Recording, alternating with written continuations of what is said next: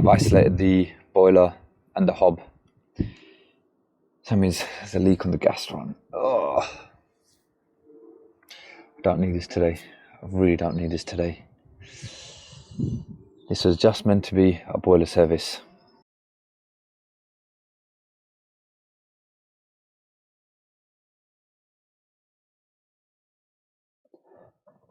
Welcome back everyone to this week's Day in the Life of a Gas Engineer videos.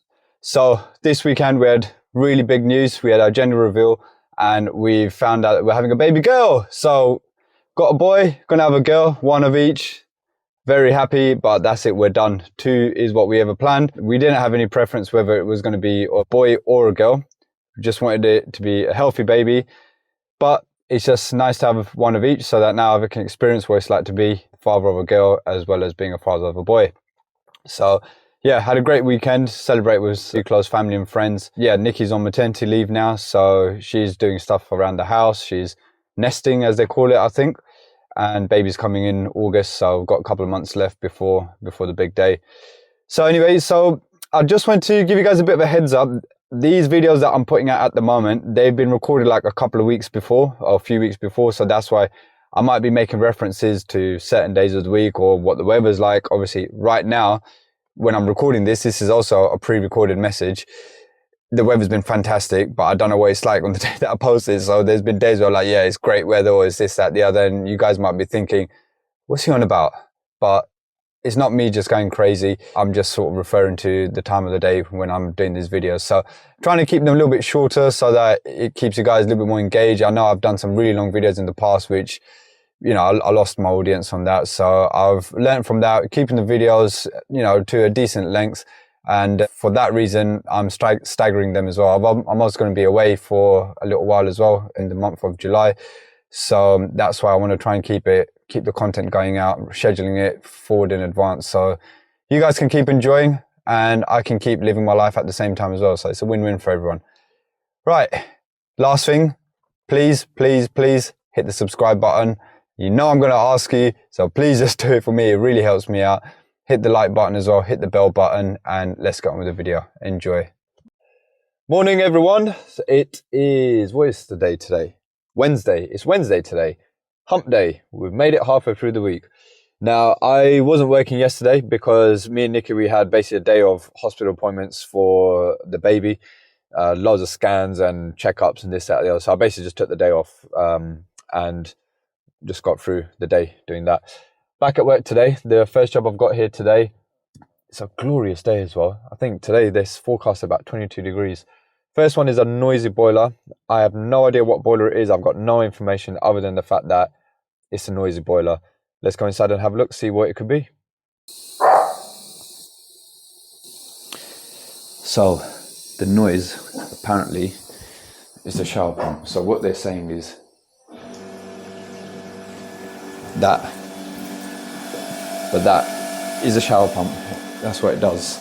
And when they try and slow the flow down, they're saying it's pulsing, which clearly it will do because the shower pump needs to detect a certain flow in order to go through for it to continuously pump. If you are going to opening a little bit, it's not going to pump through properly. It's going to keep pulsing. But there's nothing you can do about it. Shower pump's all been piped up properly as well. So yeah, it is what it is. You know, you have one of those jobs where, well, it's a rental property and the tenant looks at you as if you don't know what you're talking about and they think you're just making stuff up to try and get out of doing the job. I get maybe they've had negative experience before with someone who may have done that, but I'm explaining to her how a shower pump works. And for the first time, I'm actually getting a complaint that the water pressure is too much, but it's not. They're saying when they do the washing in the sink downstairs, the water goes everywhere. I asked her to show me. The water's flying at a decent pace, and the way she was doing the washing, she was basically letting the water splash on the bowl and deliberately getting it to go everywhere, which obviously if you do that, if you put a spoon under the running tap, the water's going to go everywhere. So she's trying to prove a point which doesn't actually exist. So yeah, normally people complain that the water pressure isn't enough. she's complaining that it's too much, but from what I could tell, it was absolutely fine. The shower pump's doing what it's supposed to do. Yes, it's noisy, but it is a shower pump. It's not a bad noise because it's not rattling away or anything like that. It's doing what it's supposed to do, so it is what it is. Okay, so I'm just at the next job and doing a tightness test. Got a 6, I'd say probably, yeah, 6 millibar drop. It's an E6 meter, which they allow an 8 millibar permissible drop with no smell of gas. So I've just isolated the hob. I'm just gonna try and crank that up again to 20, and let me set another 2-minute test on that and see. Oh, that's already dropping. Yeah, that's not looking good. That's already dropped from 20 down to 18. It's getting close to 18. Right, I have to isolate the boiler and see if it's the gas valve on the boiler. I doubt it, but got to do all the tests and don't assume anything. Let's try that now. Excuse the wind, I've forgotten the dead cats at home. Right, I've capped the outlet, that's now holding, and I've isolated the boiler and the hob. So that means there's a leak on the gas run. Oh, I don't need this today. I really don't need this today. This was just meant to be a boiler service, but it just goes to show the importance of doing a tightness test on every job when you're working when you're going to be working on the gas side. Do a drop test, because if I'd done this afterwards, I'd been panicking thinking, is it something that I've done? But it's a pre-existing leak. Now I've got to investigate, or cap it off for now and then come back another day to investigate. I'm going to see if it's somewhere obvious. I'm hoping it might be somewhere around here. Got a bit of greeny goo there. Might have crowded away somewhere there on one of these joints. I'm hoping it's somewhere where I can easily find it and rectify it. Let me get the gas sniffer out and see what I can do. Right, got my Anton AGM 55 gas sniffer. Just run it around here. Well, I ran it around this bit first because that's what looks suspect, but that's all fine. However, watch this.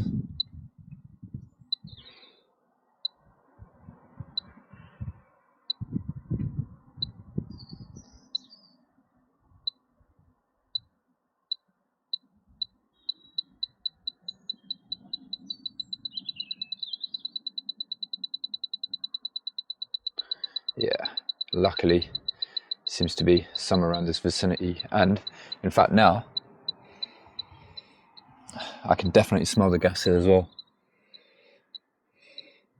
So it's definitely somewhere around there. Just need to find out which joint it is, and hopefully I should just be able to dab a bit more solder on it and get it sorted. Just want to find out. Let's turn this off now. Just need to find exactly where the leak is, so I'll get a bit LDF. Seems a bit sticky underneath there. Might be a bit of flux maybe. Let me spray this up with LDF and see exactly where it's coming from, and then we'll go from there. Okay, so I found it on this joint here. If I spray the LDF around there, can you see the bubbles?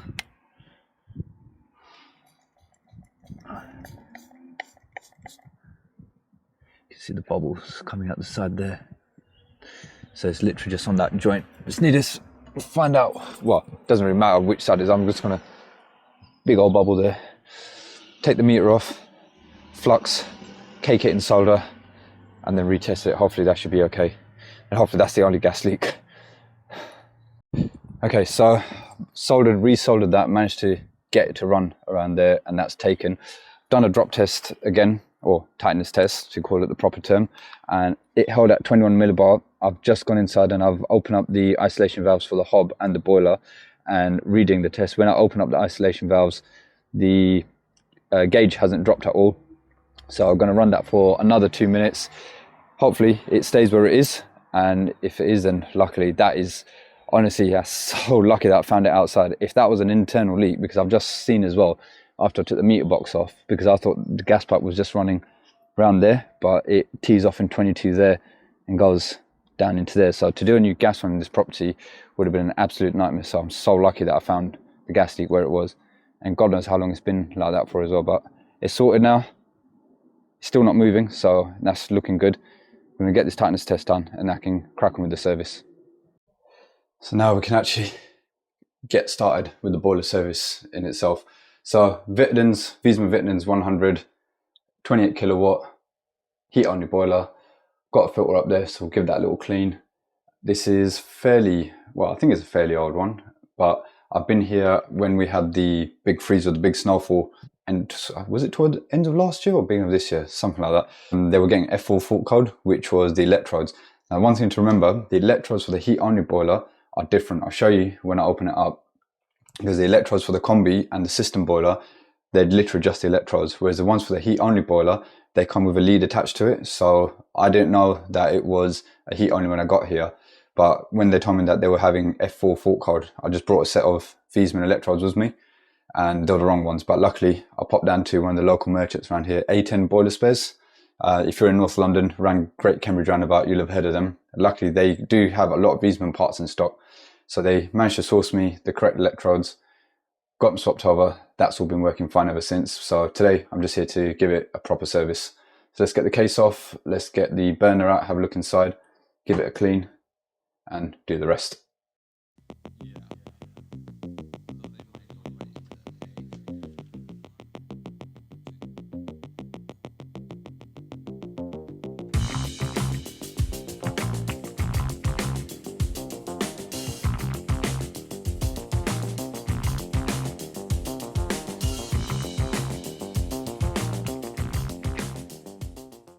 So this is what I was saying about the electrodes. So on here, it literally comes off with this lead attached. So to remove the burner, I'm just going to undo the 2 screws from there and just remove the electrodes out so I can get the burner out in one piece. Otherwise I've got to take it all out with the lead and from there. So that's where it literally just plugs into.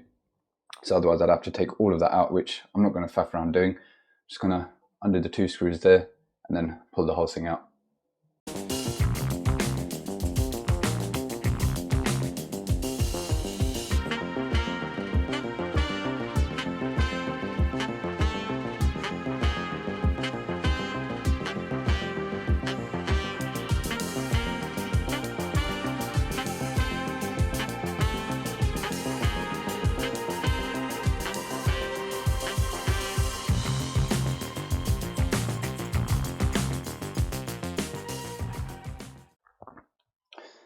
Got the burner out, so you can see they've had issues with the condense backing up in there because it's sort of gone up to that level before as well.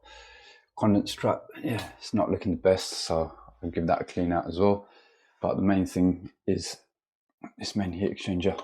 So we'll sweep up all the hoover up all the debris inside there, spray it through, give it a brush and make it nice and shiny again. And that condense strap, it's actually not as bad as I thought. Yeah, okay, underneath is, I don't know where the camera's even pointing, but underneath there's a lot of crap in there, so I'll get that out and flush it through. But let's get this heat exchanger done first. I might actually put Plum Tub underneath here so none of this stuff then goes into the trap again.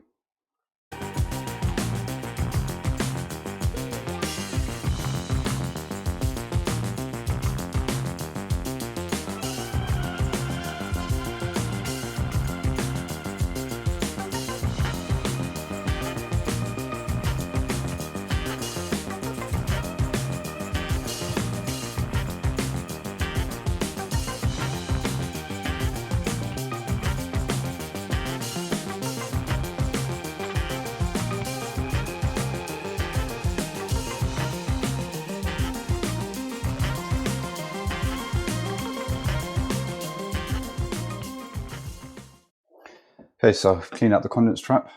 That was filthy. Even the hose was all a lot of dirt in there. So flush that through. You can see a little bit of the dirt that's come out of there. So I've done that, cleaned that out. Gonna pop it back in here. The bottom nut, which I thought was full of dirt. It's actually the color of the nut itself is black, but regardless, there's a lot of dirt in there. That's all been cleaned out though.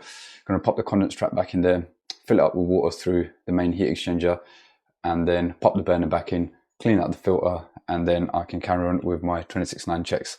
Because it is a heat only boiler, obviously, and it's open vented, there's no expansion vessel, there's nothing to drain out other than just cleaning the filter. And even that, I'm not going to be touching the isolation valves. I'm going to open that, put washing machine connection on there, and just let it flush itself through, and the header tank will obviously just refill as it goes along.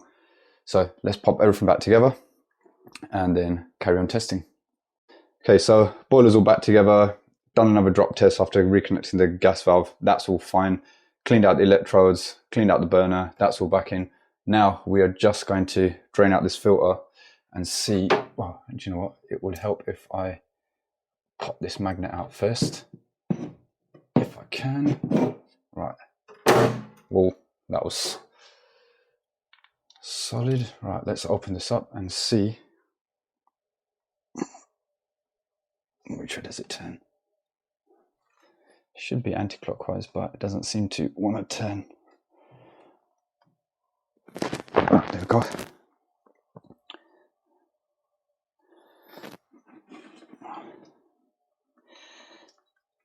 Yeah, it's not too bad for an open vent system. There's a bit of dirt at the beginning, but yeah, that's not too bad. Let's just open it a little bit more, let it flush out a bit more. And shut that now. Cool. Right, so filter's been cleaned out. Now I can crack on my 26.9 checks. Right, the case is back on. I've just asked the customer to go and pop the heating on so we can get a demand and some heat circulation around here. Just having a look at the MIs on how to pop this into service mode. So stored in page 19, obviously depending on which MIs you're using. So I'm just going to follow this. I think this one I've got to turn the knobs in a certain orientation in order to put it into maximum and minimum mode. So I'm going to go ahead and do that, start gas rating it, get my analyzer purging, and do my 26.9 checks on it. So adjusting the minimum rate FGA now, done the maximum rate, done the gas rate. It was my mistake, I thought it was a 28 kilowatt. It's not, it's a 26, and gas rate couldn't be more spot on, 26.01 kilowatt. Can't get better than that. Well, you can, you could get a 26 spot on, but yeah, that's as good as it's going to get. So just finishing off the minimum, which has settled down now and it's within the tolerances, so that's absolutely fine.